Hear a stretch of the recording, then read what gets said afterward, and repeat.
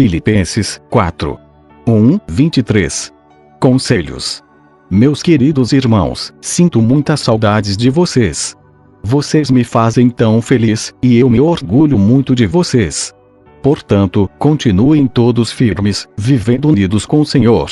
Evódia e Sintique, peço, por favor, que procurem viver bem uma com a outra, como irmãs na fé. E a você, meu fiel companheiro de trabalho, peço que ajude essas duas irmãs. Pois elas, junto com Clemente e todos os outros meus companheiros, trabalharam muito para espalhar o Evangelho.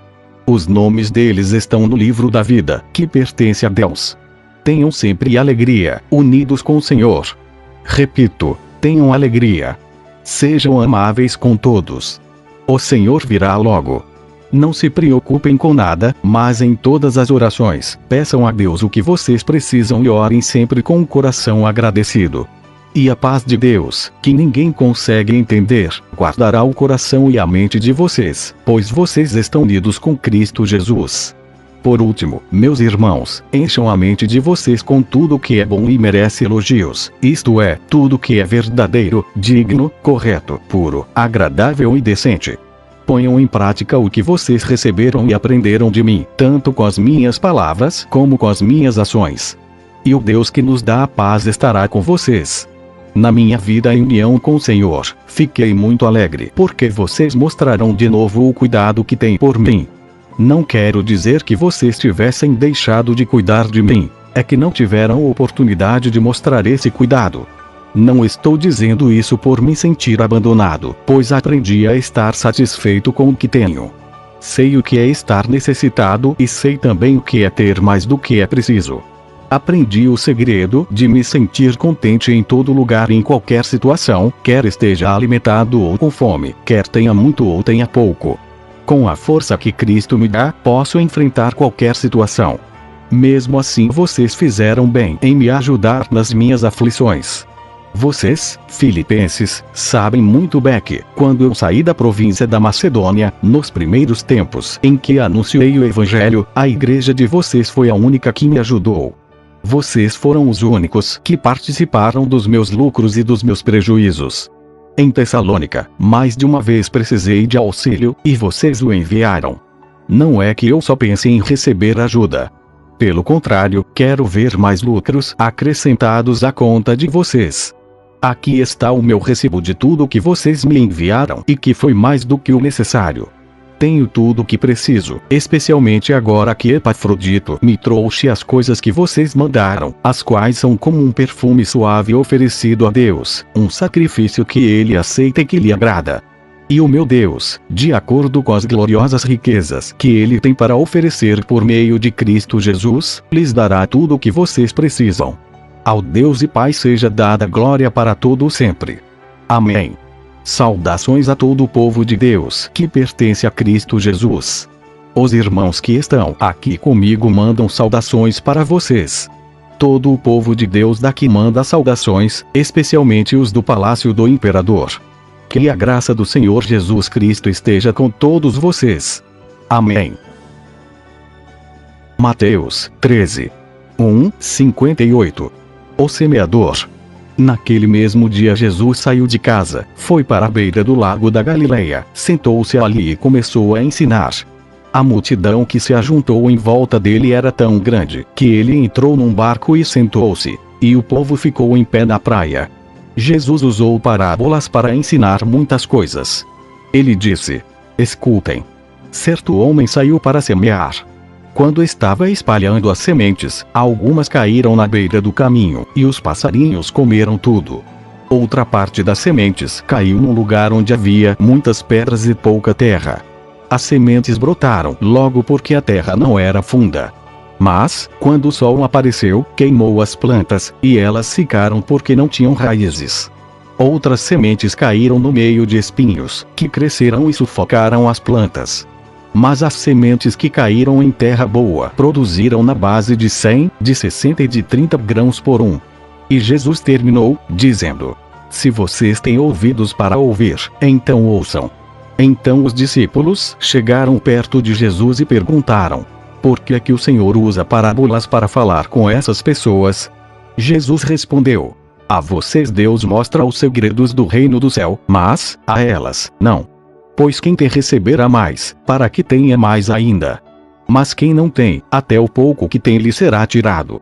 É por isso que eu uso parábolas para falar com essas pessoas.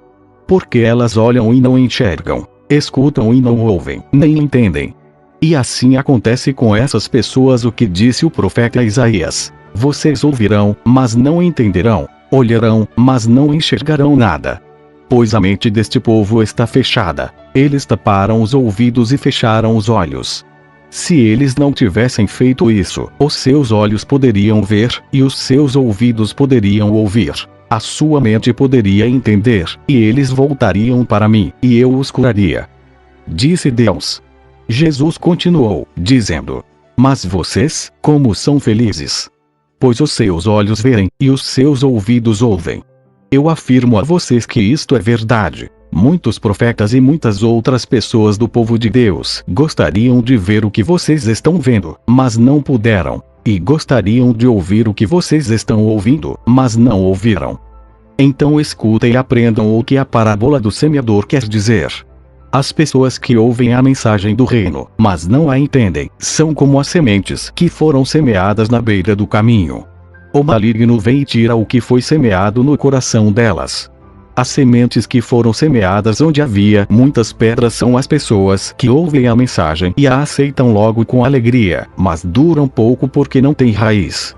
E, quando por causa da mensagem chegam os sofrimentos e as perseguições, elas logo abandonam a sua fé. Outras pessoas são parecidas com as sementes que foram semeadas no meio dos espinhos.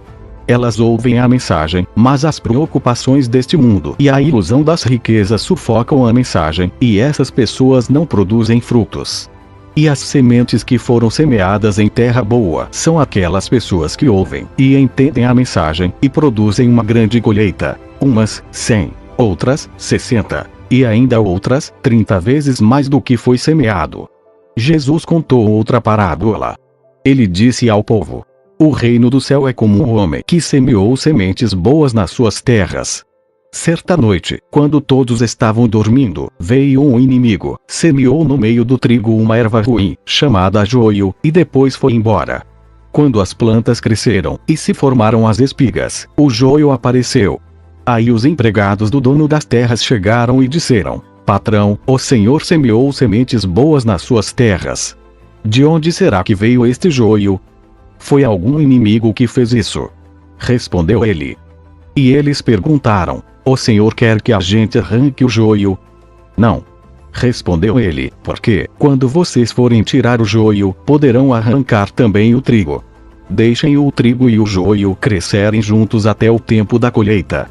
Então eu direi aos trabalhadores que vão fazer a colheita: arranquem primeiro o joio e amarrem em feixes para ser queimado.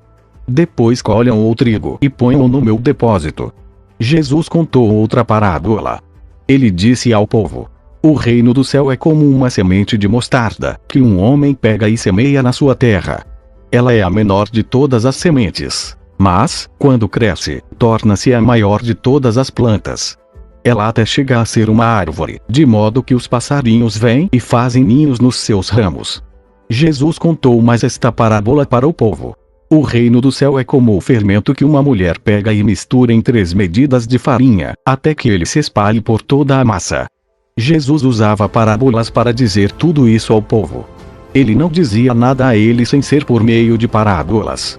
Isso aconteceu para se cumprir o que o profeta tinha dito: usarei parábolas quando falar com esse povo e explicarei coisas desconhecidas desde a criação do mundo. Então Jesus deixou a multidão e voltou para casa. Os discípulos chegaram perto dele e perguntaram: conte para nós o que quer dizer a parábola do joio. Jesus respondeu: quem semeia as sementes boas é o Filho do Homem. O terreno é o mundo. As sementes boas são as pessoas que pertencem ao reino, e o joio, as que pertencem a um maligno. O inimigo que semeia o joio é o próprio diabo. A colheita é o fim dos tempos, e os que fazem a colheita são os anjos. Assim como o joio é ajuntado e jogado no fogo, assim também será no fim dos tempos. O Filho do Homem mandará os seus anjos, e eles ajuntarão e tirarão do seu reino todos os que fazem com que os outros pequem e também todos os que praticam o mal. Depois os anjos jogarão essas pessoas na fornalha de fogo, onde vão chorar e ranger os dentes de desespero. Então o povo de Deus brilhará como o sol no reino do seu Pai. Se vocês têm ouvidos para ouvir, então ouçam. O reino do céu é como um tesouro escondido num campo, que certo homem acha e esconde de novo. Fica tão feliz, que vende tudo o que tem, e depois volta, e compra o campo. O reino do céu é também como um comerciante que anda procurando pérolas finas. Quando encontra uma pérola que é mesmo de grande valor, ele vai, vende tudo o que tem e compra a pérola. O reino do céu é ainda como uma rede que é jogada no lago. Ela apanha peixes de todos os tipos. E, quando está cheia, os pescadores a arrastam para a praia e sentam para separar os peixes. Os que prestam são postos dentro dos cestos, e os que não prestam são jogados fora. No fim dos tempos também será assim. Os anjos sairão, e separarão as pessoas más das boas, e jogarão as pessoas más na fornalha de fogo. E ali elas vão chorar e ranger os dentes de desespero. Então Jesus perguntou aos discípulos: Vocês entenderam essas coisas? Sim, responderam eles. Jesus disse: Pois isso quer dizer que todo mestre da lei que se torna discípulo no reino do céu é como um pai de família que tira do seu depósito coisas novas e coisas velhas. Quando Jesus acabou de contar essas parábolas, saiu dali e voltou para a cidade de Nazaré, onde ele tinha morado. Ele ensinava na sinagoga, e os que o ouviam ficavam admirados e perguntavam: De onde vem a sabedoria dele e o poder que ele tem para fazer milagres? Por acaso ele não é o filho do carpinteiro? A sua mãe não é Maria? Ele não é irmão de Tiago, José, Simão e Judas? Todas as suas irmãs não moram aqui? De onde é que ele consegue tudo isso? Por isso ficaram desiludidos com ele. Mas Jesus disse: Um profeta é respeitado em toda parte, menos na sua terra e na sua casa. Jesus não pôde fazer muitos milagres ali porque eles não tinham fé. Amém.